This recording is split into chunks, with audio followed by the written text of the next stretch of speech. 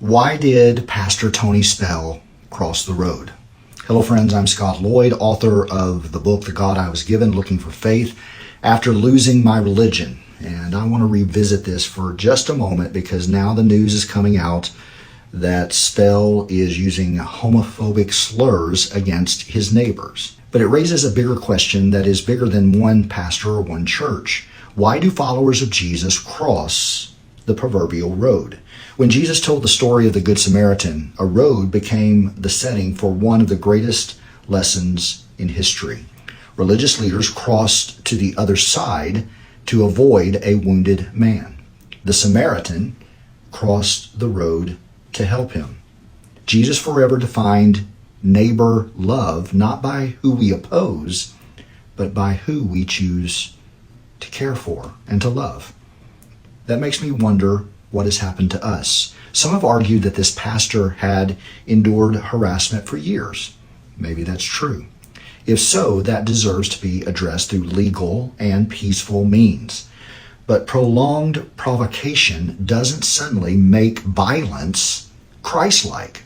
Jesus was mocked, insulted, falsely accused, beaten, and ultimately crucified. Yet he never taught his followers to answer insults with fists. Instead, he said, love your enemies. Pray for those who persecute you. Bless those who curse you. Those aren't sentimental sayings. They're the foundation of the kingdom of God. The tragedy isn't simply that a pastor crossed the road. The tragedy is that so many Christians applauded what happened. We've started believing that if our cause is righteous, then almost any response is justified. But Jesus never built his kingdom that way. When Peter reached for the sword in the garden, Jesus told him to put it away. When he stood before Pilate, he declared that his kingdom was not of this world. The cross wasn't a failure of his mission. It was the very means by which he overcame evil, not through violence, but through self-giving love.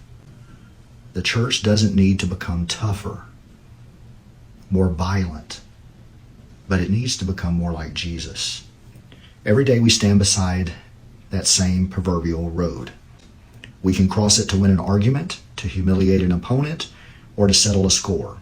Or we can cross it to carry mercy, compassion, and peace. The question isn't whether we'll cross the road. The question is what we'll bring with us when we do.